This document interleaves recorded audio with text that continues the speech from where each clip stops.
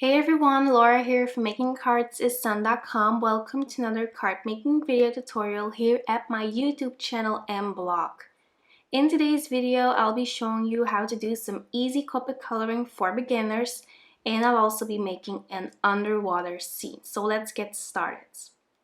In this video, I'm using some Dutch stamps from CarlijnDesign, and the sentiment stamp, or just the stamp set I'm using, is called Bedankt, Schat, which means thanks, darling. But in this case, the word Schat means treasure, since it matches the treasure chest image. So I hope that makes sense.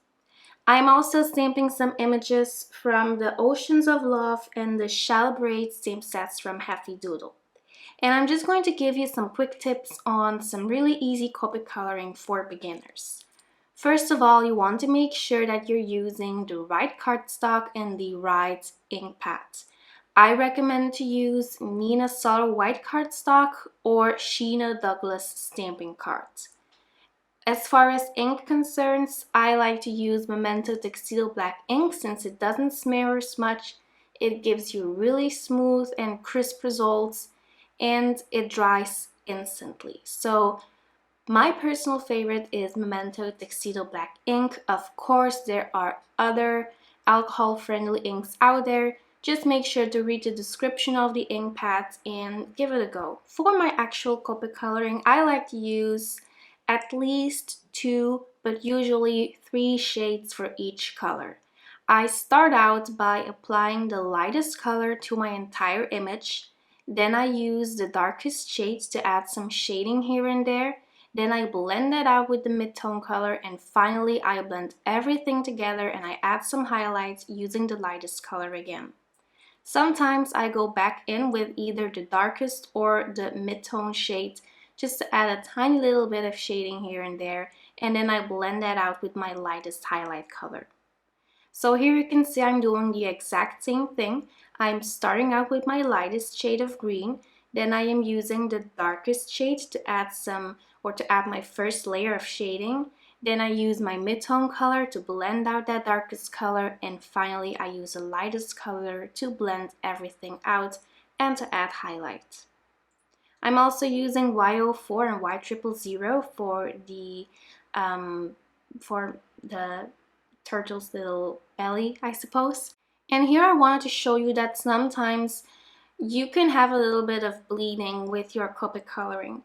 Even though the Memento Tuxedo black ink rarely bleeds, sometimes it does, especially when using really brand new Copic markers since they are still so wet and saturated. What I like to do is just go in with a white gel pen to kind of erase that little smudge. So you just go over it with the white gel pen to color that white, and then nobody will ever notice. So next I'm coloring my coral. I'm showing you the different colors that I used since these are my favorite colors and they work beautifully together. They blend really smoothly and effortlessly, and I definitely recommend these to beginners. I often get the question, which Copic markers should I purchase first? I recommend to make a list and to decide which colors you would use the most. In my case, when I first started building my Copic marker stash, I started out with the basic rainbow colors. So I got some pinks, reds, oranges, yellows, greens, and blues. Later on, I started to buy shades of purple, shades of brown, and shades of gray since I didn't really use those colors a lot.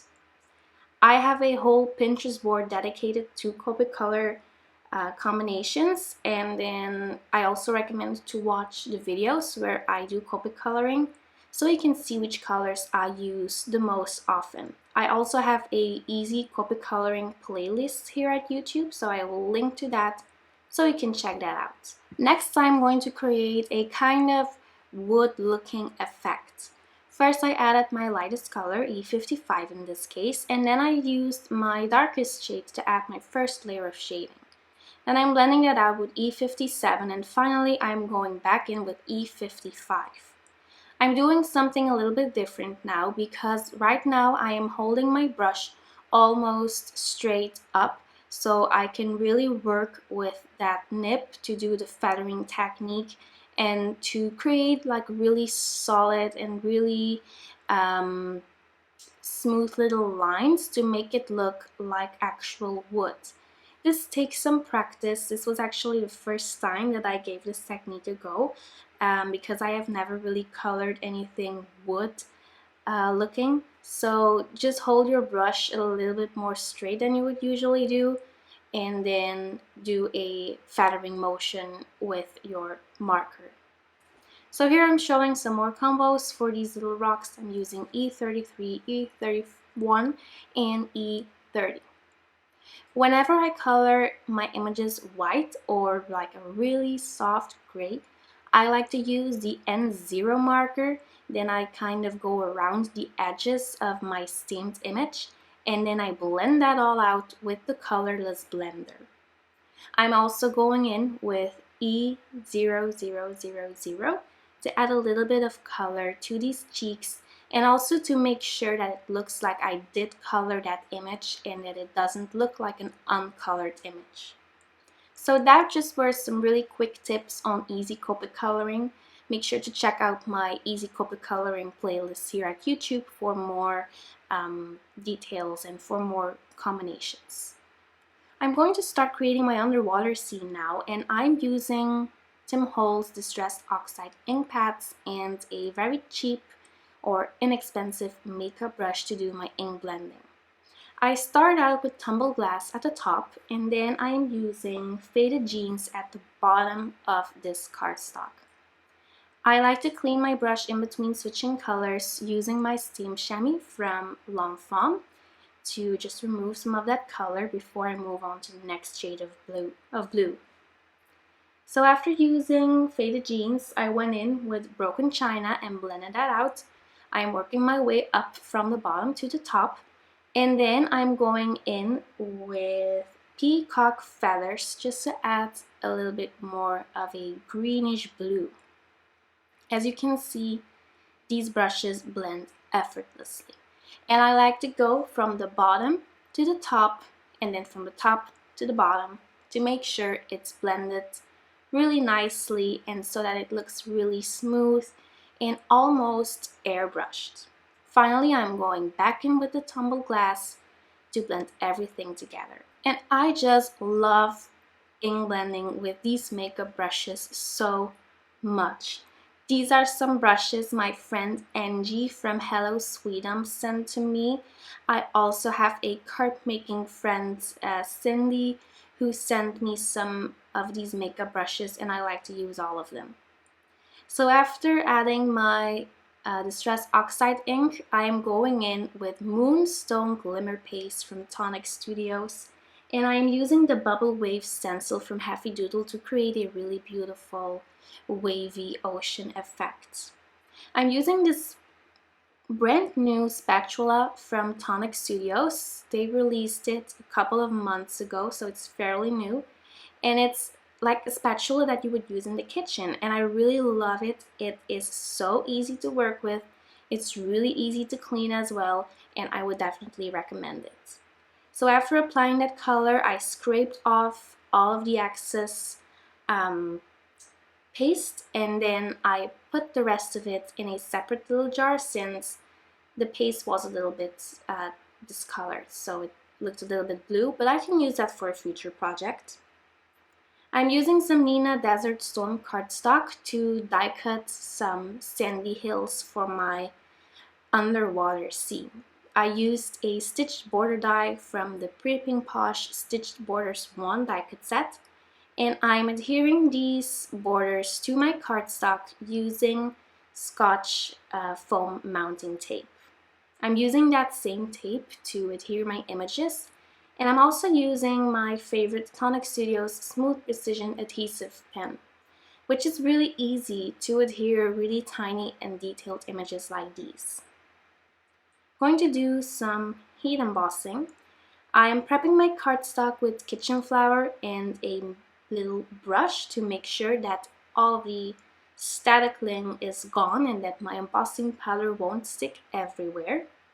Then I'm stamping my sentiments using Versamark ink, which is a sticky ink, and I'm sprinkling on metallic gold sparkle embossing glitter from Wow.